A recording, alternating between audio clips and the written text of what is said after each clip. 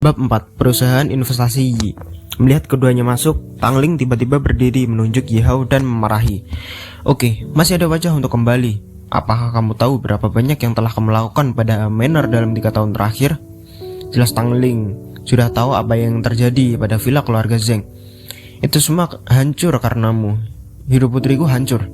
Putriku menyelamatkanmu, menggadaikan hartanya sendiri untuk menyelamatkanmu, dan bahkan mengundangmu untuk datang dan menikahimu. Tapi kamu pergi tanpa pamit setelah menikah. Kamu bajingan yang tidak tahu berterima kasih. Zeng juga memandang wajah Yi Hao dengan dingin. Bukankah kerugian yang kamu sebabkan pada saudara perempuanku sudah cukup? Kamu masih memiliki wajah sekarang. Kamu mengandalkan saudara perempuanku dan keluarga kita. Pada saat ini Zeng benar berkata dengan lembut, Bu, aku ingin dia tinggal. Apa? Tang Ling dan Zeng keduanya tampak terkejut.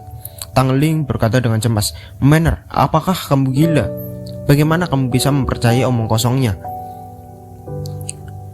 Juga kakakmu mengatur pernikahan untukmu. Kamu bisa memulai dari awal. Bagaimana kamu bisa merusak karena dia? Kebahagiaan selama sisa hidupmu? Zeng Manor menggelengkan kepalanya dan berkata, Aku berjanji padanya setelah dia rendah hati dan direformasi, aku akan memaafkannya. Dan aku tidak ingin menikahi Xiangdong Liu. Bu, beri dia kesempatan dan biarkan dia tinggal sementara.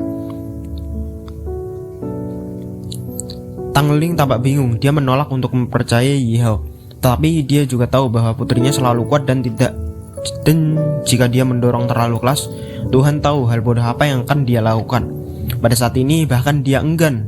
Tang Ling hanya bisa menghela nafas. Pada akhirnya dia menyetujui masalah ini. Setelah menyelesaikan Yi Hao, Zeng Manor berbalik ke atas untuk mengambil setumpuk dokumen dan berkata, perusahaan saya baru-baru ini kehilangan 5 juta dalam buku dan hampir bangkrut. Jadi saya tidak dapat mengatur agar Anda bisa pergi bekerja sekarang. Namun saya kebetulan harus pergi ke perusahaan investasi Yi untuk berbicara dengan teman saya tentang sebuah proyek. Jika proyek ini bisa mendapatkan investasi, maka perusahaan saya tidak akan tutup, dan saya akan dapat mengatur pekerjaan untukmu di perusahaan. Tang Ling tiba-tiba mengerjit.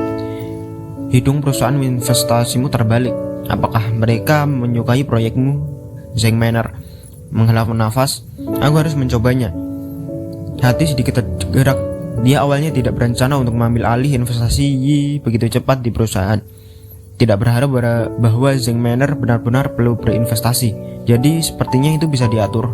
Investasi Yi yang terletak di pusat komersial paling makmur di kota Nanhai adalah perusahaan yang didirikan oleh keluarga Yi, keluarga papan atas di provinsi Lingnan.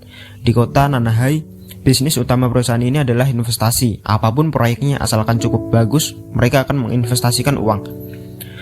Bagi banyak keluarga besar dan perusahaan di kota Nanhai, perusahaan investasi Yi adalah dewa kekayaan. Oleh karena itu, orang-orang yang masuk dan keluar dari perusahaan investasi Yi pada hari kerja memiliki banyak latar belakang, dan mereka kaya atau mahal. Hari ini ada berita di kalangan atas kota Nanhai bahwa perusahaan investasi Yi berpindah tangan, dan orang mengambil alih sangat kuasa. Jadi hari ini banyak orang yang masuk dari keluar di perusahaan, semua ingin mengejar presiden baru. Tunggu aku di lobi sebentar, jangan lari. Zeng Manor berbisik di pintu perusahaan.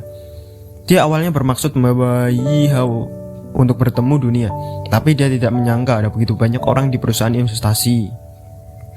Jadi dia sedikit khawatir. Ya, Yi Hao tersenyum dan mengangguk. Dia mengenakan pakaian baru yang disiapkan Zeng Manor untuknya, tetapi dia tampak bersemangat dengan temperamen yang berbeda. Zeng Manor mengenakan pakaian profesional, rambutnya terurai seperti awan dan kedua kakinya yang ramping dan lurus sangat menarik perhatian. Di lobi, Zeng Manor memasuki lift sendirian. Yi Hao dengan santai memanggil Tang Rentu. Saya di lobi perusahaan investasi Yi. Tang Rentu berkata dengan hormat, Kepala pelatih, saya akan meminta seorang menjemput Anda segera. Selain itu, mas kawin telah diatur dan akan dikirim besok. Yi Hao mengangguk dan menutup telepon. Hah? Ini sebenarnya kamu sampah. Di pintu masuk aula, seorang pria muda berjas masuk ke pintu. Dan ketika dia melihat Yi Hao, dia berhenti dengan ekspresi menginjek di wajahnya. Yi Hao meliriknya dan itu mengalir ke timur. Jadi dia tidak tega untuk memperhatikan orang sekecil itu, dan dia bahkan tidak repot-repot melihatnya sekilas. Xiangdong Liu maju selangkah dan berdiri di depan Yi Hao. Dia mencibir. Apakah kamu tahu di mana tempat ini? Ini bukan sesuatu yang bisa dilakukan pengemis. Demi Manor, aku akan memberimu 3 detik. Entah kamu keluar sendiri atau aku akan memanggil satpam untuk mengusirmu.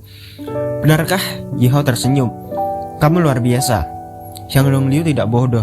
Bagaimana mungkin dia tidak mendengar kata-kata Yi Hao menggoda, dan pada saat ini dia berkata dengan dingin, ini adalah perusahaan investasi Yi. Apakah menurut Anda itu adalah keluarga Zeng? Di keluarga Zeng, Anda masih bisa makan nasi lunak dan mengandalkan wanita untuk melindungi Anda. Tapi di tempat ini, saya hanya perlu mengatakan sepatah kata pun. An akan mematahkan kakimu seperti anjing. Yi Hao, seorang pengemis yang dijemput oleh Zeng Manor, sebenarnya dapat memiliki dewi seperti Zeng Manor. Bahkan dalam nama, membuat Xiang Dongliu tidak dapat diterima. Yi Hao tidak tahan diancam seperti ini di perusahaan sendiri.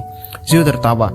Bukankah kamu hanya pencari nafkah yang mengatakan di sini Anda melakukan hal yang sama seperti Tuhan?